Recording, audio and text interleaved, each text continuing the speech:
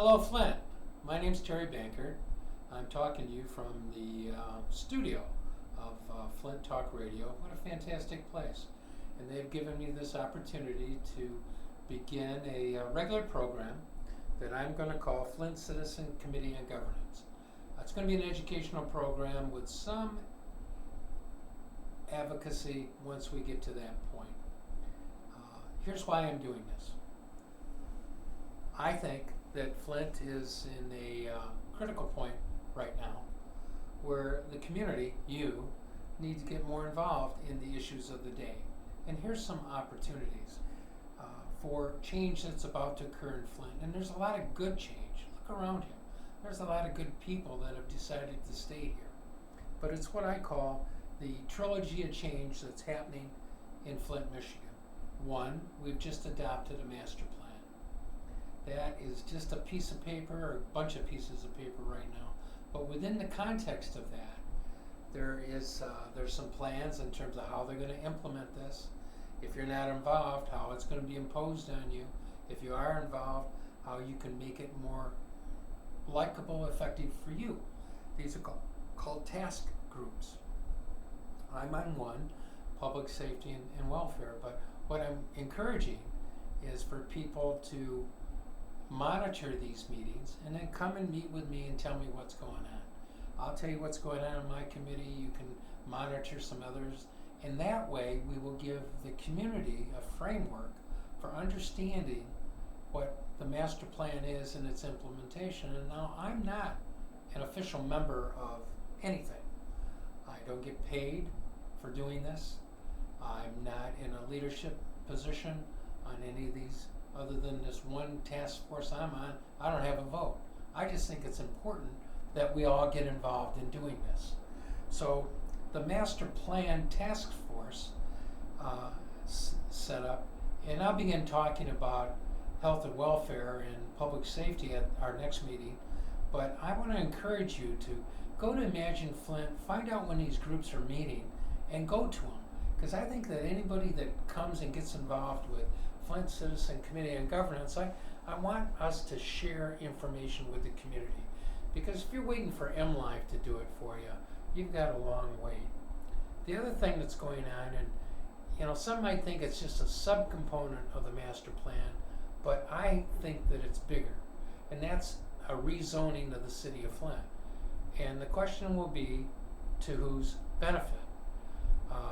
There is a master plan steering committee that meets monthly. I attend that, some of them, and I'd like to have other people begin to attend, and then come here to report to the community what's going on. The third thing is what's been put on the ballot by the emergency financial manager is I think it's 6 questions. One of them is to get rid of the ombudsman's office.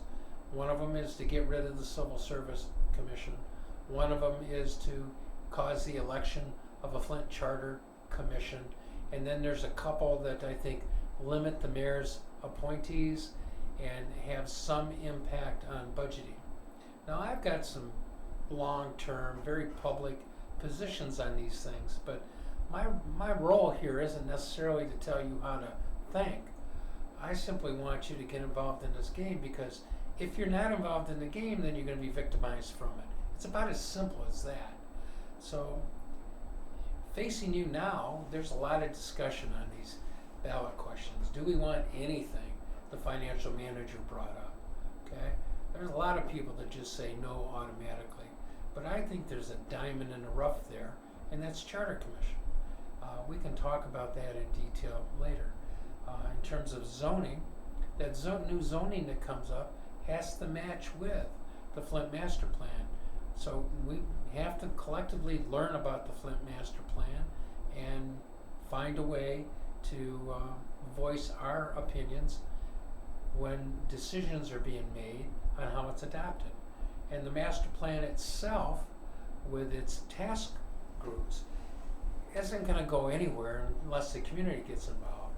And basically now you can say, with your community group, you can go to city council or go to other entities and say the City of Flint Master Plan in section X says why, and I think you ought to do this because it will help the community, and begin to advocate for issues within it. So what we have to do, and what I hope to do, is to mobilize people not to adopt positions that are mine, but to become informed, adopt positions that are yours, and then advocate. I mean, I hear all the discussion about it's, downtown's getting everything. Well, downtown's been working very hard at mobilizing the political resources to get what they want.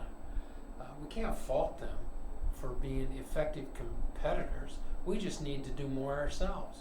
So I think they've won. I think we need to focus on the neighborhoods now.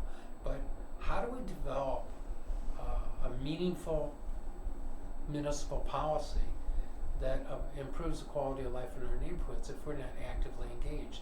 And there's tons of people engaged. I'm using the master plan process as one that, up until the last week, I thought it was about the best thing going.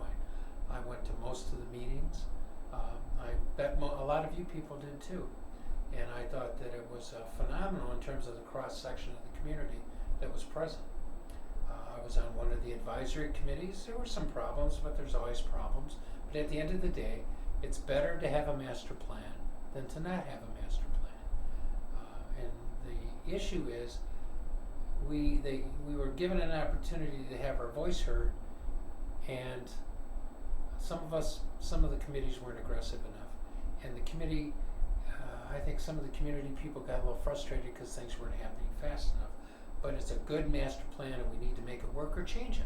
That's it. We own this town, by the way, and we outnumber the people that we think are against by a large margin.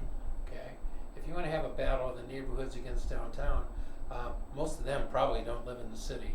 The ones that actually live there are like small and minute, probably the equivalent to one precinct out of 83. So you don't have anybody to blame but yourself if you don't like the way things are going.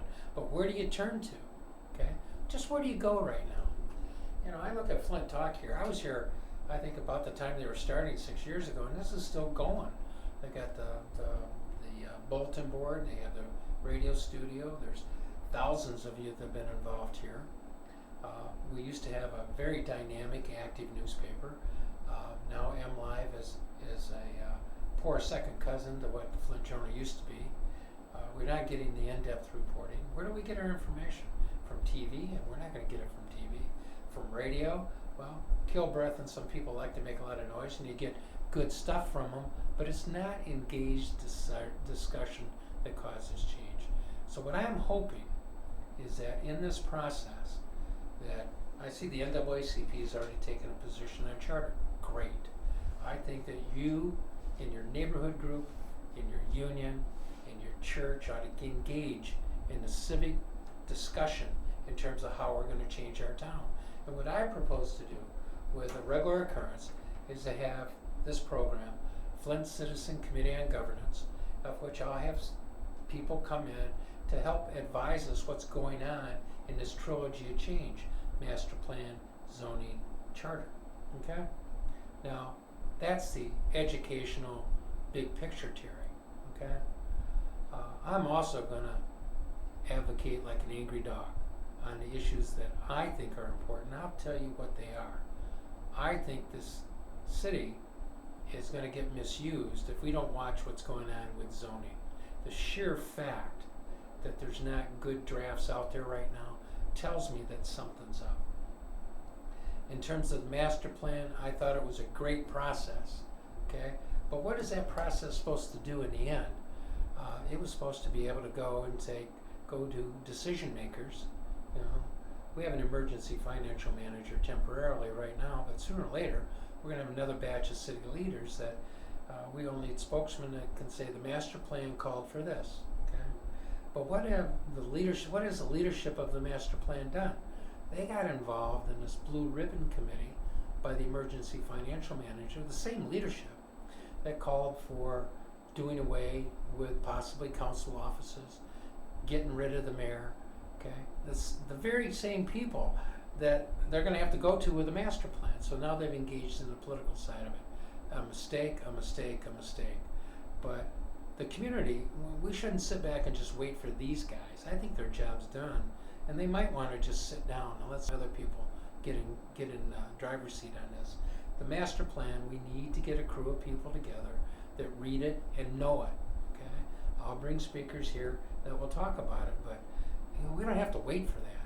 I've got a Facebook page up that's 24/7. We can talk about this stuff all day long, and I'll be with you in terms of trying to lend whatever expertise I can give you to helping us and to walk into the political side. And I'll give you the one covenant that I'm going to tell you is that I've taken a vow of political celibacy. I am running for nothing ever again except precinct delegate. Okay, so I'm here to help you, to mentor you. I can provide a little bit of organizational knowledge, bring some people together, throw a little bit of money on it, not much, and we can see what it takes to get this going. I've got a good friend of mine, Dean. He's going to set us up a good web page. I've had 6 other people that say they want to be involved right now, and I think that's the next step. But let's walk through the trilogy. We've got a good master plan. Part of that master plan process, though, are task groups. They've already identified objectives that they want to undertake. I think we should get people together, find out what these objectives are, find out what we like in this mix, and get real loud advocating for it. In terms of zoning, we need to find somebody that knows what's going on, that can help the community understand what the impact of zoning change is on your neighborhood. Okay, and in terms of these ballot questions, I'm going to give you a hallmark moment. I'm going to tell you what my real objective in life is. I used to be Flint Ombudsman, and I am doing everything I can to save that office. And I will stomp you in the mud to make that happen. Okay? That's it. I'm acting really nice about other things. I think we need to save the Ombudsman's office. And why have I taken the position that I have? That we should be against the charter amendments? Well, definitely one of them is get rid of the Ombudsman's office. Why do I think that charter revision might be the best thing? Because if I can get the community at the table, okay, decision makers, your friends, your neighbors that get elected to the Charter Commission make the argument for a revised Ombudsman's office, I think I can save it. Okay? Now, I've never said this anywhere else, but I had somebody ask me my motivation today, and I had to sit back and think, what am I really doing? I'm a political professional. I'm manipulating this every way I can to save that office. So that's what I'm doing. Now you have to say what's in this for me. My wife, possibly, my kids, my house, my cars, my job, okay? My mother who lives down the street. I want to protect them, okay? You're spending your time doing a lot of pissing and moaning about downtown. Get off the couch. I heard that just a minute ago. Get off the couch, okay? Do something, okay? And these aren't bad people that we elect to public office. These aren't bad people that got on the Blue Ribbon Committee, and definitely these are great people that got involved in the master plan process. But this is a tough system, okay? And it's a different kind of cat that is feels comfortable advocating publicly. I'm an attorney. I was ombudsman. I've done this stuff for 30 years. It doesn't faze me at all. But this isn't about me. I want to help a half dozen of you to take one of these, well, I'm going to call them work groups, and make it yours, okay? And we're going to use this body to help do it. I'm going to run this as an open consensus operation. What I do independent is independent, but I think this is a time to act. If you want to just sit back and listen, that's fine. But what we need are boots on the street. I need people to say, I'm going to learn everything I can about zoning, or I'm going to learn what I can about one part of the master plan, or I'm going to know from an informed basis what all these ballot questions are. I'm not just going to let some marginally interested media people tell me. I'm going to learn it and I'm going to engage, okay? Now I will help mentor that. And again, I am running for nothing. I don't have to, okay? I've got my deal. I'm a downtown Flint divorce attorney, do bankruptcy, I'm doing fine, okay? This is totally detached from my money, except for the fact, gee, I own a building downtown Flint. I own a house that I live in Flint. I have a house I'm rehabbing in Flint. Okay, I am dug in deep. So I want you to dig into it. I want you to, get a little backbone here. Get off the couch. There's some things we need to do. All right. Now I'll go back to being the nice guy. What I want to do is offer education. Everything I know. Create this. This is a beautiful studio. I don't know why this thing isn't filled 24/7. I'm gonna buy advertising. You ought to too. And this is Flint Talk Radio. We're in a house in downtown or on the east side of Flint, and there's nothing wrong with the east side of Flint. I want to thank all my friends that have followed these issues over the years. I believe I'm absolutely correct, though, that we need to pay attention to what I call the trilogy of change confronting Flint. You need to get involved. I'm going to be involved. Let's do it together here on this program, Flint Citizen Committee on Governance. Thank you very much.